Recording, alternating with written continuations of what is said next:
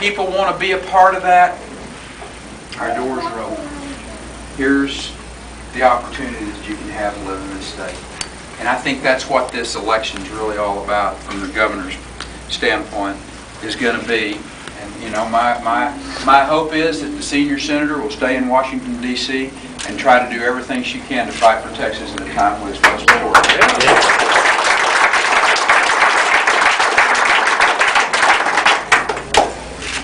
But if that's not the decision, then we have a contest, and the decision is going to be, do we want someone who's been 16 years in Washington, D.C.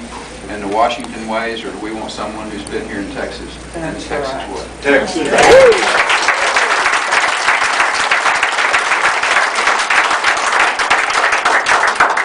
So thanks for coming out and being with us today. This has been an opportunity for us to come and to a little back and forth, and I'm going to open up to any questions that you may have for myself. And then, how much time we got, Clint? About 20 minutes. Oh, shoot, man, y'all will wear me out. That'd be good. Well, let her rip. Yes, sir. Tell me who you are, so I. My name is Eddie. I live in Pearland. Actually, this is more of a statement. I had gone to the Tea Party in D.C. about 2.5 weeks ago. All right. And yes. I wanted to let you know and let everybody in this room know I met people from California to Maine. And the one thing that they said mostly is, I want to move to Texas because they're following us as far as our stance on the 10th Amendment. And they're so excited that we're standing up to the federal government. So, thank you. Really, let me tell you a great Tea Party story. You may have some too, because I know you were there, and a number of you may have been there. But about 3 weeks ago, Rudy Giuliani came into Texas, and I was talking to him, and he was sharing a story with me about his wife and their friends who lived in New York.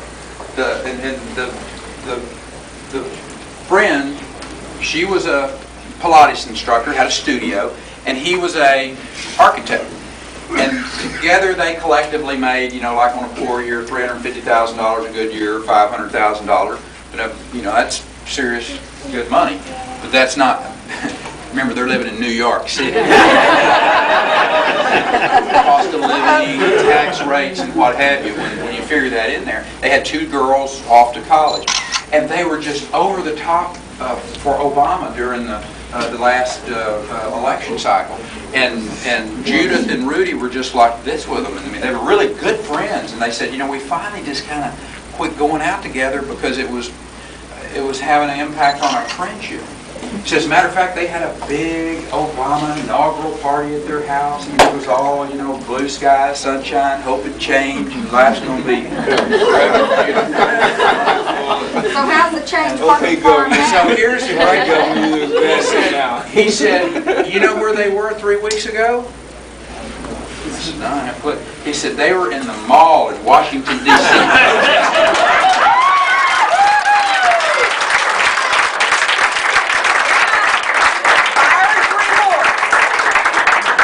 Said, you want to know why?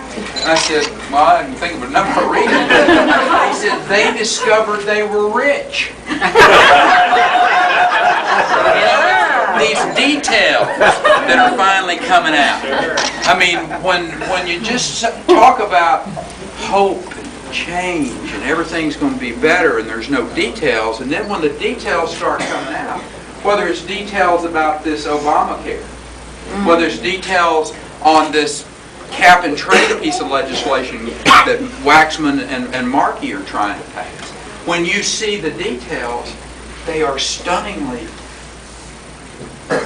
negative for our country. Yep. And people who, for whatever reason, fell under the spell of a very talented man are now becoming and seeing. And I think it's so important for us as a people, as you know, and Republicans, libertarians, and you know, Democrats who are fiscally conservative. I mean, all of those people across this country that are seeing this is, I mean, this can be a disaster for America. And for them to come together in a powerful way this November, certainly this November in Virginia and New Jersey, and then in November of 2010, I think we have the potential and the opportunity to take our country back and put true fiscal conservatives in place. People who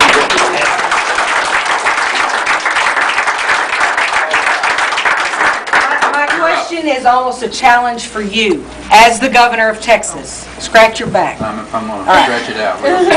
Now, as the governor of Texas and the leader of the one economy in North America that is the strongest, you, Mr. Perry, Texas A&M alumni, you are the leader of these other states. They are waiting for you to make your move. You are the one that are going to lead the other governors. You must decide, as the governor of Texas, and every Texan, true Texan in this room, in this state, wants you to stand up and tell Washington, not here, not now, not ever. Under the 10th Amendment, we have the right to tell you, no, we're not taking it. We have our own health care. We'll do just fine. Here's an interesting, what you bring up, and I hope there are governors all across this state that will stand up with me in the next 4, 5, 6 years and talk about the importance of our states being the laboratories of innovation and where the competition needs to have.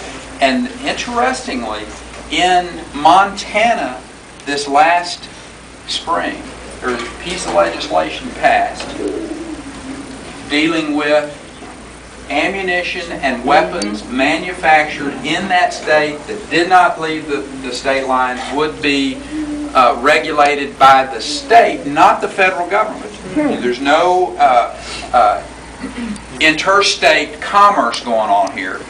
And a Democrat governor of that state signed that legislation, and it's on its way to the Supreme Court. The reason I share that with you is that this isn't just a Republican or a Libertarian issue. This is people of all political persuasions that love the Constitution and understand what the Constitution's really all about. So having governors, both Democrat and Republican, who are willing to stand up and use our court system to test and to push Washington back to where they belong and originally were, is going to be a part of a strategy, I think, nationally. It's one that we're going to be leading on. Last question right here. George, lay it on, sir. I'm George Van Horn with the Yes, North sir. Houston Tea Party Patriots. And my question is, what is this cap and tax going to do to our energy industry in Houston and in Texas? Okay, cap and trade, cap and tax, you're very close to getting it right.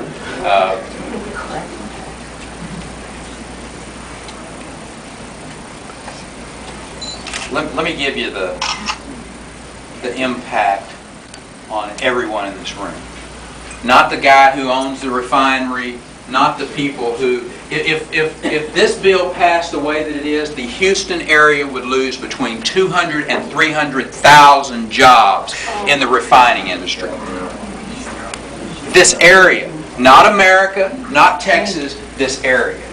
That's what we're talking about. If this cap and trade piece of legislation that they're debating up there today, as drafted, goes into place, your gasoline costs go up 41%. Your electric bill goes up 60-something%. The cost to produce food, the cost to transport, the truckers,